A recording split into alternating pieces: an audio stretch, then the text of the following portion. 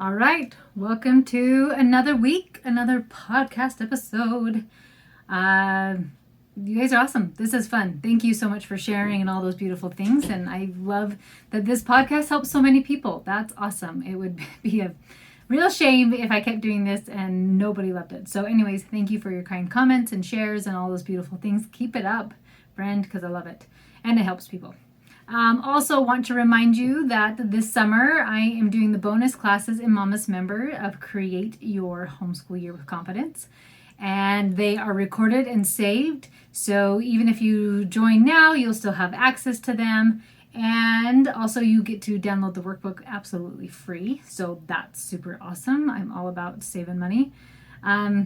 One of my clients that has been working on the workbook said, I love this workbook. This is awesome. And I cannot wait to do this every year to just make sure I'm on track, because it's more than just your curriculum, right? It's having this vision, it's having this aim and this goal, this person you're trying to become, and this what you're actually trying to create in your family and cultivate.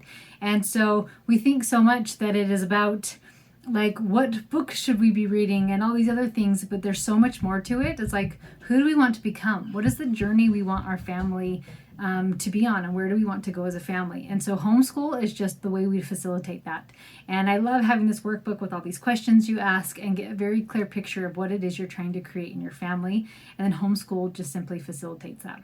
So I'm excited for that. As we were studying scriptures the other day, and it was talking about the importance of what to teach children, and it was talking about that they need to know forgiveness, repentance, knowing God, and just some basic simple stuff like that. And it's funny how much we complicate life.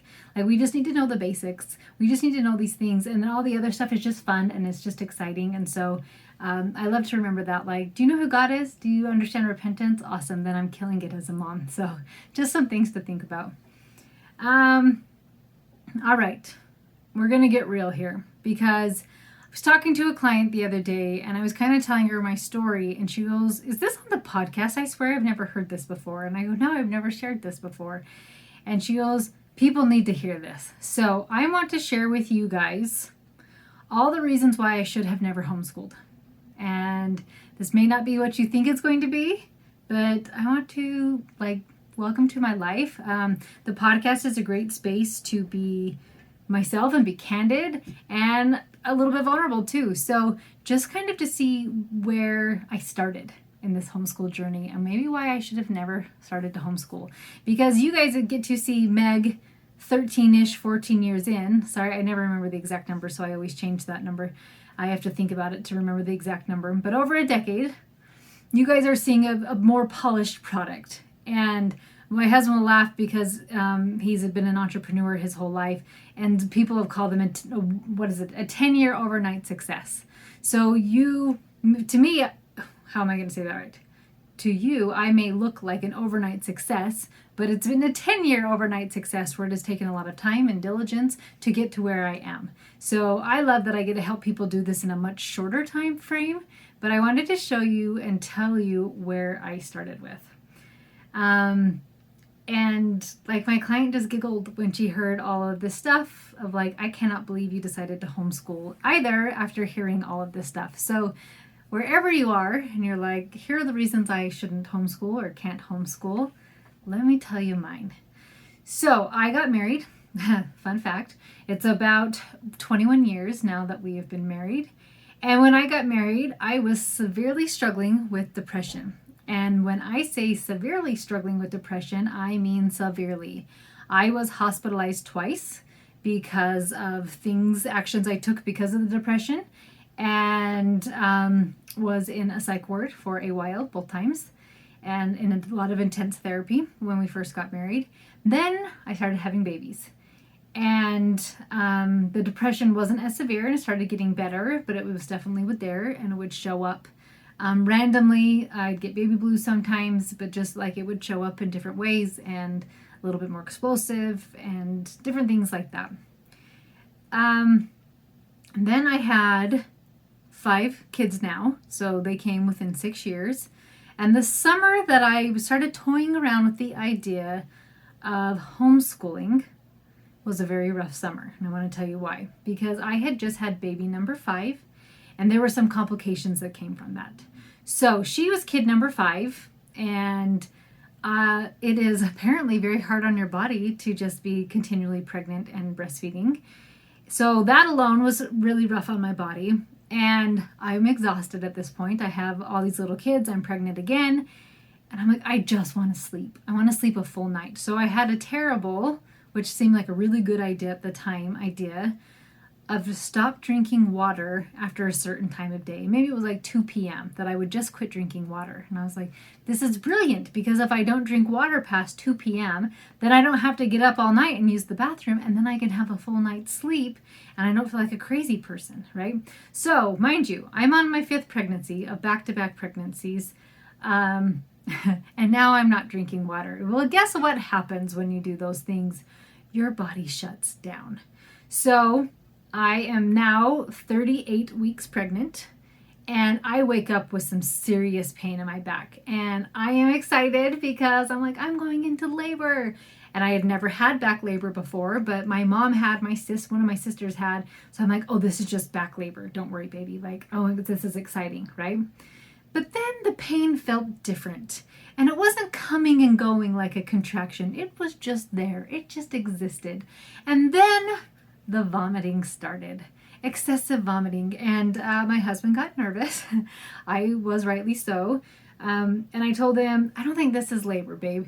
So he took me to the doctor's office, and they had me pee in a cup. They always have you pee in a cup, right? And when I went to the doctor's office, she was actually my last hospital birth. That's a fun fact. When I went to the doctor's office, when I peed in the cup, it was so cloudy and gross. They go, oh, we don't even need to use the microscope because we can see this. Like, there is something really wrong with your body. So they send me directly to the hospital, and my kidneys are not doing well. Excuse me.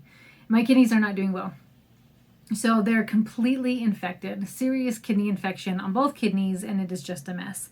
So I'm admitted to the hospital. They can monitor the baby. They can keep the pain manageable with this kidney infection. And the next day they decide you are far enough along. This is wreaking havoc on your body. Your poor body is really struggling with battling a serious kidney infection, plus the weight of the baby squishing your kidneys, and all these good things we're going to induce you. So this is really terrible, because everybody's like, labor is the worst thing ever. So having had kidney infection on top of labor, I would actually pick labor again over kidney stuff. That's just a fun fact for me, because I couldn't even tell I had started labor, because my body had started to kick into labor, and then they just helped things along. But because the kidney pain was so intense, I didn't even know that labor had begun. So would not recommend having your kidneys shut down on you. It is not fun. It does not feel good. So anyway, baby comes. Kind of a rough recovery, right? Because I'm battling a kidney infection on top of it. The pain, I'm like, I don't even feel anything from the birth. It's my stinking back that kills so bad, right? So anyways, she's born. She's beautiful. She's healthy. It's lovely. So now I have 5 little kids. It's the summertime. And one day I wake up with just puking and horrid back pain. I'm like, oh no, like, did I quit drinking water? And my husband takes me again to a doctor's office. And this sweet doctor was like, she is vomiting really bad. Let's give her some anti-nausea. Nausea? Am I saying that weird? Medicine. I may be saying that word. So he puts a needle in my arm to give me some anti-puking medicine. And what happens? I end up in the ambulance because it gives me a seizure. So now I've had a seizure. Get a fun ambulance ride, that's an expensive ride, to the hospital.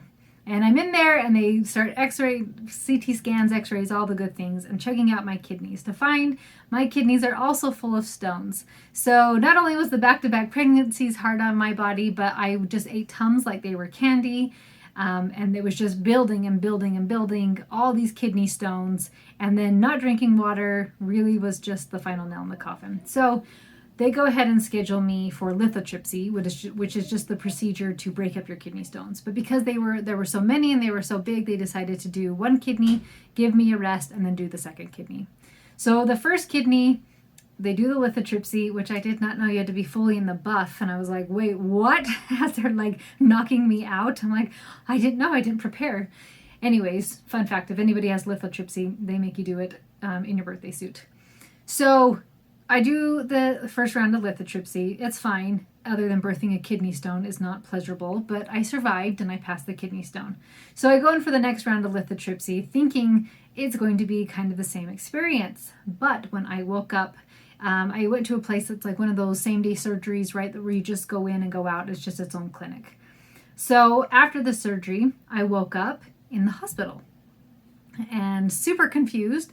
My hair, I probably had long hair again at that time. So the back of my hair was just a mess and just a rat's nest. So think of like when a little kid wakes up and they just have that crazy hair. It's like, what is going on? Turns out when they were trying to wake me up from the surgery, I had another seizure. This time, the seizure lasted 52 minutes.